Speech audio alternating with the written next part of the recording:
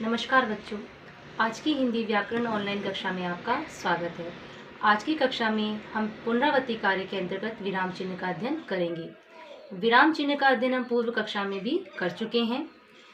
विराम चिन्ह वाक्य को पढ़ते या लिखते समय रुकने के लिए या ठहरने के लिए जिन चिन्हों का प्रयोग किया जाता है उन्हें हम विराम चिन्ह कहते हैं।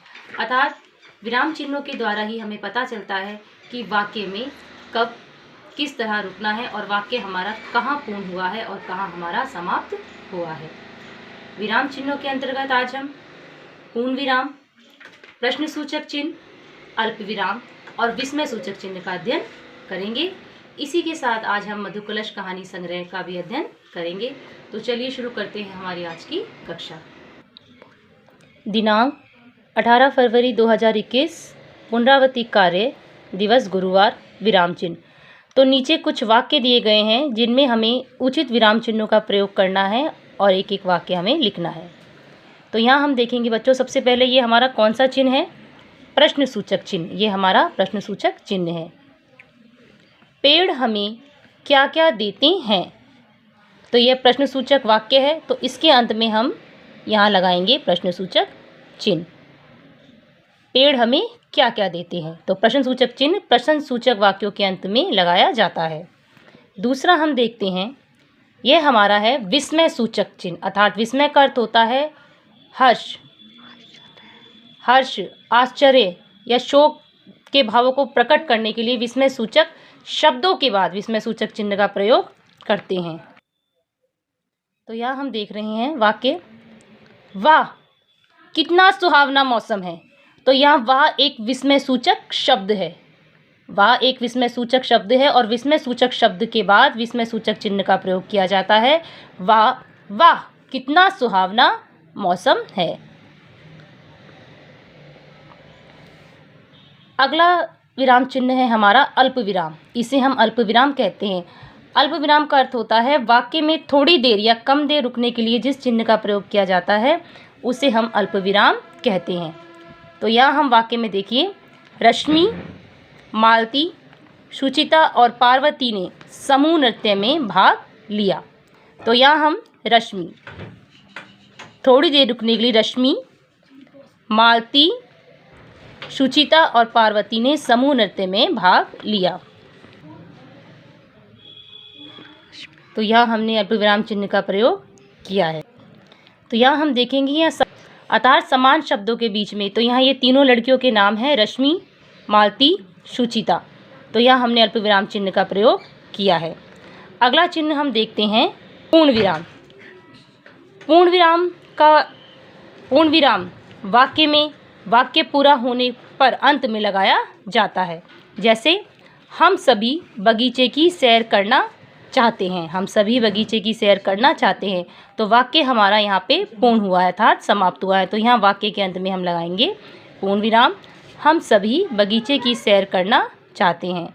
तो ये हमारे विराम चिन्हों के कुछ उदाहरण थे जिनका आपको अभ्यास कार्य करना है। अन्य इन्हीं वाक्यों के साथ नहीं, अन्य दूसरे वाक्यों के साथ करना है। चलिए अब हम आगे बढ़ते हैं मधुकलश कहानी संग्रह की ओर। पाठ 8, अम्मा का खेल। गर्मियों की छुट्टियां होने वाली थीं। यहाँ छुट्टियां बहुवचन है छुट्टियों का। स्कूल का आज आखिरी दिन था। तुषार की कक्षा में सर्वोत्तम यानी सबसे उचित लेख के लिए प्रथम पुरस्कार अनूप को मिला। अध्यापिका ने अनूप की बहुत प्रशंसा की। प्रशंसा यानी तारीफ। उन्होंने कहा, भाषा में मुहावरों का बहुत महत्व होता है। इनसे भाषा सजती, संवरती और मजबूत बनती है। अनूप ने बड़ी खूबसूरती के साथ मुहावरों का प्रयोग किया है। तुषार की ओर देखकर वे बोली, तुषार तुम्हारा भी प्रयास अच्छा रहा, पर तुम्हें भी भाषा को मुहावरों से सजाना चाहिए। तुषार अनमना सा घर लौटा। उसको देखते ही अम्मा समझ गई कि आज स्कूल में ज़रूर कोई बात हुई है। सेब कुतरते हुए तुषार बोला, अम्मा मेरी एक समस्या है। अम्मा ने बहुत प्यार से पूछा, क्या बात है बेटा, मुझे बताओ। तुषार ने कहा, अम्मा मुझे मुहावरों से डर लगता है। अम्मा हंस पड़ी और बोली, अरे यह तो कोई समस्या नहीं। फिर तुषार को इधर उधर की बातों में बहलाकर उन्होंने खेलने भेज दिया। रात का खाना अम्मा ने आज जल्दी ही मेज पर लगा दिया।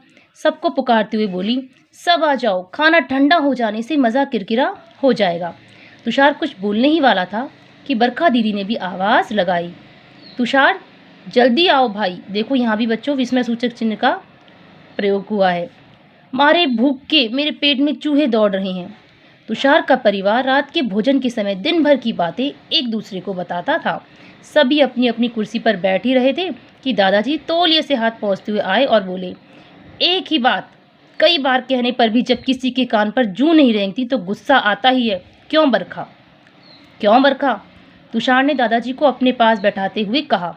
दादाजी सबसे पीछे तो आप ही हैं। तुषार के पिता ने उसकी प्लेट में दही डालते हुए पूछा, आजकल तुम्हारा दोस्त अक्षर दिखाई नहीं देता? तुषार ने कहा, वह चित्रकारी सीख रहा है।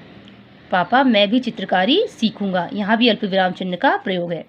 तभी दादाजी बोले, तुम्हारी आवाज़ तो मीठी है तुषार, तुम्हारी आवाज़ तो मीठी है तुषार, तुम संगीत सीखो, कभी भेड़चाल नहीं चलनी चाहिए, सबको बहेबात जची। बरखा दीदी ने सलाद की प्लेट आगे बढ़ाते हुए कहा, फिर तो तुषार भी ईद का चांद बन जाएगा, नज़र ही नहीं आएगा। तुषार ने झेपते हुए कहा, हाँ दीदी, दीदी आप भी बस। तो देखिए कैसे इन्होंने आपसी बातचीत में कितने सुंदर मुहावरों का प्रयोग किया और बातों में कितनी भाषा को कितना प्रभावशाली बनाया।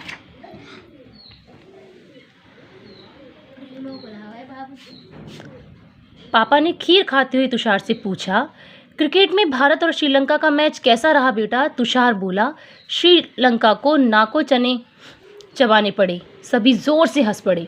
अम्मा बोली, अरे यह भी मुहावरे में बात करने लगा। शाम को तो तुम मुहावरों से घबरा रहे थे ना, तभी मैंने सबसे मिलकर एक खेल बनाया। इतनी सी देर में हम सभी तुमसे मुहावरों में ही तो बातें करते रहे, तुम सब कुछ आसानी से समझते रहे और अंत में तो तुमने भी मुहावरों को अपनी बोली में मिला लिया। बिना डरे अगर तुम मुहावरों से दोस्ती करोगे तो वे तुम्हारी बोली और भाषा का हिस्सा बन जाएंगे।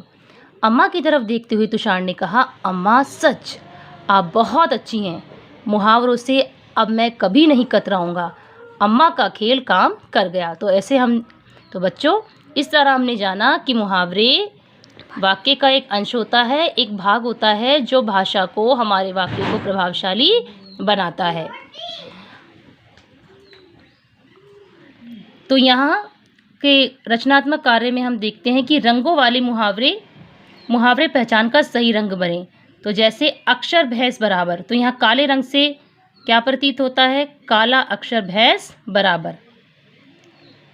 तो इसी तरह से आपको इसमें रंग भरते हुए, जैसे गुस्से के मारे, ये रिक्त स्थान दिए हुए हैं, आपको इसे स्वयं अपने सूझबूझ से इसको किताब कार्य के अंतर्गत ही करना है हमारी।